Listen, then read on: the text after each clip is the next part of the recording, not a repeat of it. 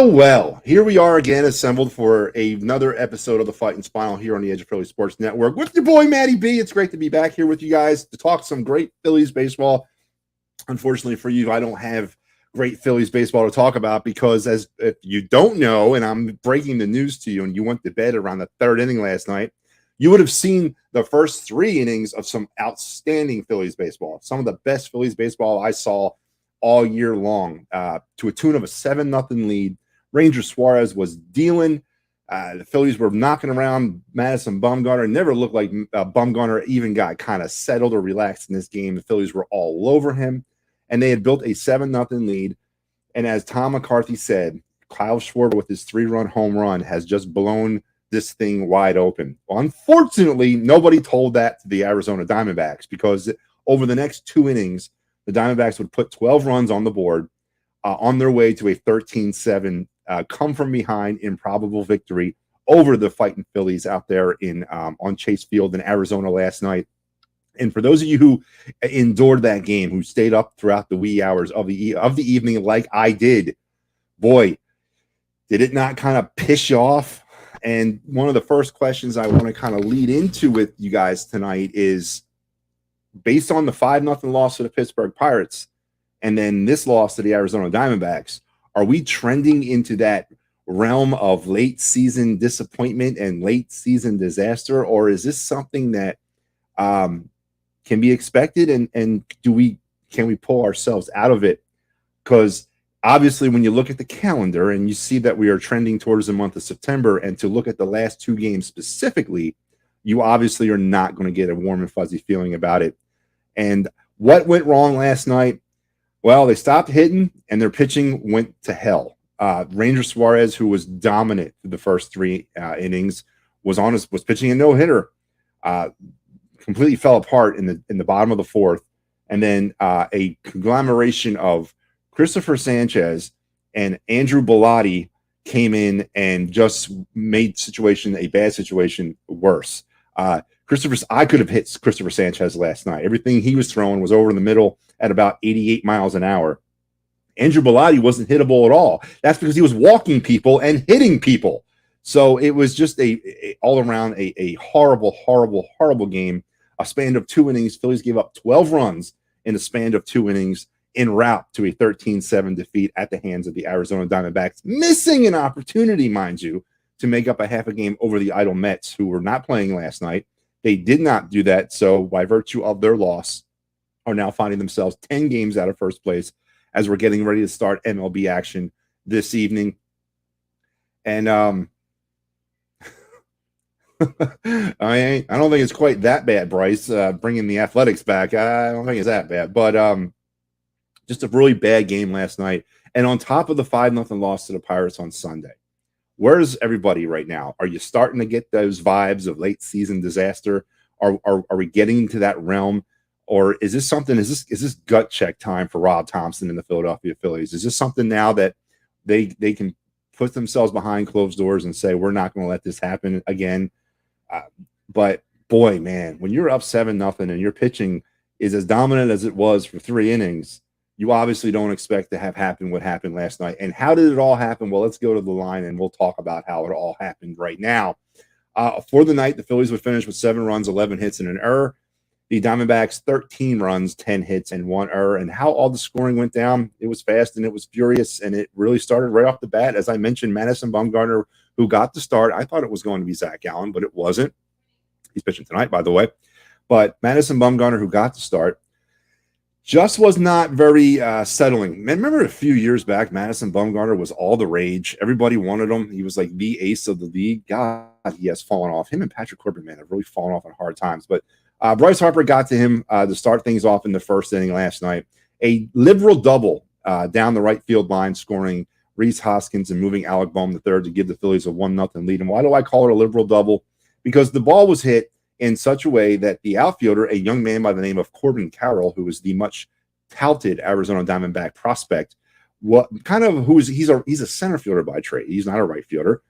He kind of misplayed the ball. It would have been a very good play for him to make, but a playable play to make. So they gave Harper a double, but I could have seen it go either way. Anyway, the Phillies were up 1-0. And then JT would get in on the act where he would reach on a fielding error, scoring Alec Bohm to give the Phillies a 2-0 lead. And then in the second inning, Kyle Schwarber would continue the scoring run for the Phillies by knocking in Bryson Stott to give the Phillies a 3-0 lead. And then in the top of the third inning, JT Realmuto would knock in Alec Bohm on a sac fly to give the Phillies a 4-0 lead. And then as we moved into the top of the fourth inning, up 4-0, the Diamondbacks asleep, Madison Bumgarner teetering on the brink of disaster. Kyle Schwarber would blow it wide open with a 3-run shot to make it 7-0 Phillies. And all was right in Philadelphia, Philly land. All was right, except there was more baseball to play. And boy, did the Arizona Diamondbacks respond. In the bottom of the fourth, it began. Emmanuel Rivera would double in Kel Marte to make it 7-1. Then Stone Garrett would knock in Christian Walker to make it 7-2. And then Corbin Carroll, the young man who was making his major league debut last night, who committed that error back in the first, would reach on a fielding error by Gene Segura, scoring Emmanuel Rivera to make it 7-3. Then Carson Kelly would hit a double, knocking in Stone Garrett and Corbin Carroll and Geraldo Perdomo to make it 7-6. And boy, what happened? 7-6 getting out of the fourth inning. But the Diamondbacks, they were just getting started, folks. Jake McCarthy would get things going in the bottom of the fifth by getting hit by a pitch, Bellotti, scoring Kel Martin to tie things up at 7-7. And then Corbin Carroll would double in Christian Walker and Emmanuel Rivera to make it 9-7 D-backs. Carson Kelly would then single in Jake McCarthy to make it 10-7.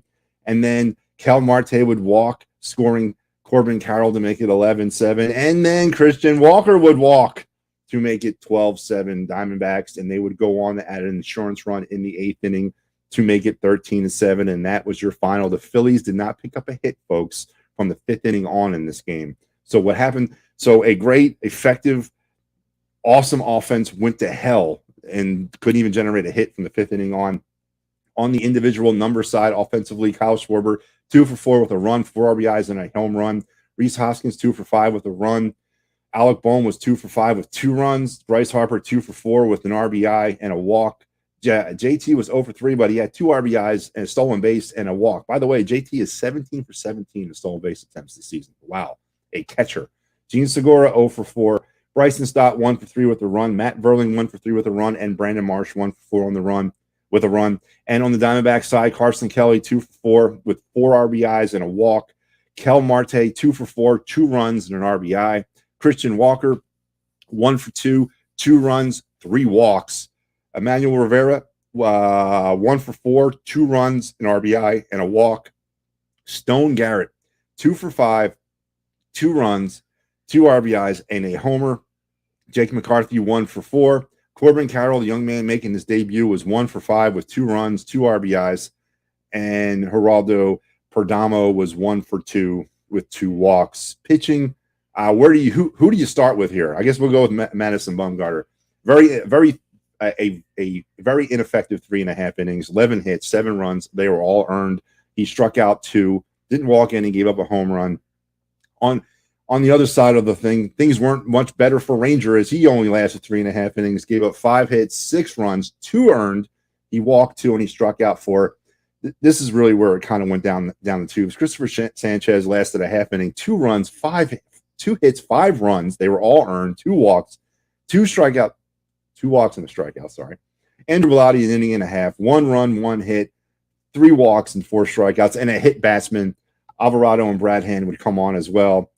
Sanchez would absorb the loss in this game. He is now 2-2, and Luis Frias would absorb the win for the Diamondbacks. He is now 1-0, and there you have it, 13-7 Diamondbacks. And this is definitely not the type of game you want to have at this point of the season. A game where you're up 7-0 against a team that's, they're done. They're not going anywhere, the Diamondbacks, and you lose up, and you cough up a 7-0 lead and you lose the game. Just very, very disparaging, actually. And Walter Hicks lost 6 straight in Arizona, faced their ace Gallen versus Nola tonight. Not sure that will happen tonight. Yeah, and as you mentioned, Zach Gallen will get to start tonight, and Aaron Nola will get to start for the Phillies. Walter, I don't know what's going to happen tonight either, but they sure as hell need to win. I was on this thing on Sunday, saying that it was concerning to me to watch the Phillies lose 5-0 to the Pirates. 5-0 to the stinking lousy Pittsburgh Pirates. And people were trying to talk me off that ledge. Well, how do you feel now, folks? 13-7 loss to the Arizona Diamondbacks, where you coughed up a 7-0 lead. You find yourself now 10 games out of first place. And we're going to look at the out-of-town scoreboard from last night here in a second, and you're going to see we lost ground everywhere on all fronts. You can't have a game like this where you have the victory you're up by 7 runs, man. And then Ranger Suarez goes from Nolan Ryan status to, I don't know what that was in the 4th inning. He couldn't get anything. Everything he threw was across the plate and up. Christopher Sanchez was following suit the same way. Bilotti, as I mentioned, self-corrected that. Nobody could hit him. That's because he was hitting them and walking them. So what was the strong side of this team all season long? They're starting pitching.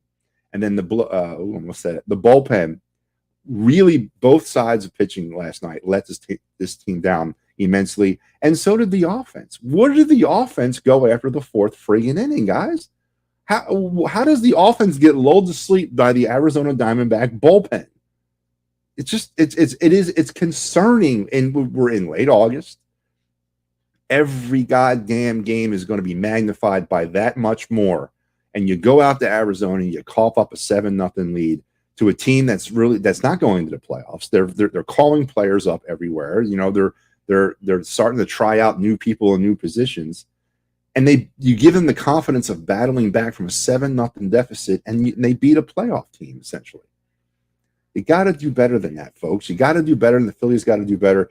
And let's talk about last night's out-of-town scoreboard. As I mentioned, the Phillies lost ground on all fronts. The Cardinals won. They beat the Reds 13-4. Milwaukee beat Pittsburgh 7-5. San Diego beat San Francisco 6-5. So the Phillies lost ground on all fronts, to include against the Braves and the Mets, who both were idle last night. But because of them being idle, they lost half games to both. And tonight, as Walter mentioned so elegantly there a second ago, Aaron Nola will get the start. He'll bring his 9-10, 3.08 ERA to bear, and he'll be opposed by Zach Gallen, 9-2, 2.66 ERA. So a potential pitching matchup or pitching duel out there in the desert tonight against the Phillies and Diamondbacks. And is this a must-win? Are we in a must-win situation for the Phillies? Do they need to pull themselves out of this little 2-game skid they're on? Do we need to win? And this game could go a long way in what happens over the next month. We're here. We've made it to that point of the season. This is do or die time. This is time to pay the rent, as Jalen Hurts would say, right? This is time to pay the rent for the Phillies, and they gotta perform. We cannot go back down this road. They got to identify it now, and they got to reverse it, because you cannot, and I want to say this very vehemently, you cannot blow a 7-0 lead to the Arizona Diamondbacks. You can't. You can't. You also can't lose 5-0 to the Pittsburgh Pirates. So concerned, yes, very concerned about the last 2 games and what the Phillies are going to do from this point forward. A little programming note, folks, don't forget that I will be back tomorrow night to talk about tonight's game, as we are on our Western/West Coast broadcasting schedule for the rest of the week. Get till Saturday. Saturday, we're going to talk about Friday's game in the afternoon. Then we're going to come right back Saturday night and talk about Saturday's game. And then on Sunday, because both those Saturday and Sunday games in San Fran are 4 o'clock starts. So that'll work out pretty good. So how's everybody feeling tonight? Everybody feeling tonight as we're moving into the playoff push in baseball, and your team blows a 7-0 lead to the Arizona stinking Diamondbacks? Because I'm not feeling good about it at all.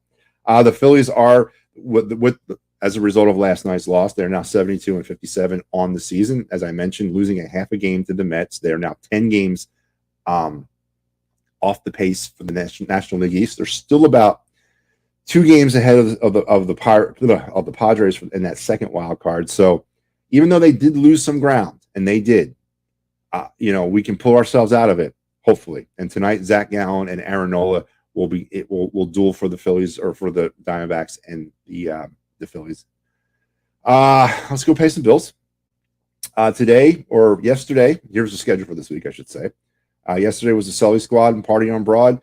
Today, you got the Kelly Green Hour. You got me And then we have Birds of the Round Table. And then we have me again, because I'll be coming back at you at 9 o'clock tonight with the with Talking Philly Sports with Matty B. And then Chalk Talk. Heavy schedule tonight on the network, as big news coming out of the NFL today. The 3-man rosters identified, and we'll be talking about that on my show here at 9 o'clock. So cannot wait for that. Walter hits me back up. Feels like a 3-2 or 2-1 game, and I don't know who wins. Walter, I don't know who wins either, and that's what's scary about it. If the Phillies would have done what I think everybody thought they were going to do last night, and they were going to continue to lull the Arizona Diamondbacks to sleep, obviously it's the Phillies, but I don't know. They better win. This would be a huge game for them to kind of pull themselves out of. So don't forget, if things are going well in life for you, but then they take a drastic turn for the worst, that's not who you call. This is who you call. David Cherry at 610-565-0300 for workman's comp, motor vehicle accident, personal injury, or criminal law.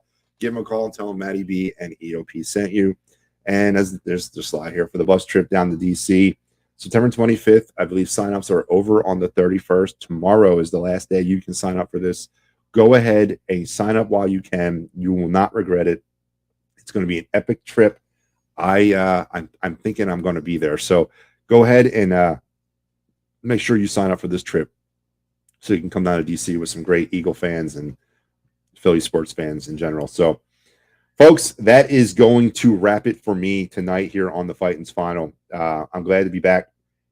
I hate having to wait a whole day to talk about this game, but I guess maybe in terms of what happened last night in Arizona, this was the right thing to do, is to kind of let it process a little bit. But there was nothing positive you can take out of last night's game. And you can tell me all day long about the Phillies scoring 7 runs. Yeah, the Phillies have been scoring runs in droves in games between the first and fourth inning. They probably are one of the top scoring teams in baseball in those innings. It's the fifth inning and beyond the Phillies have trouble with offense. They've had trouble with it all season, and they continue to have trouble with it.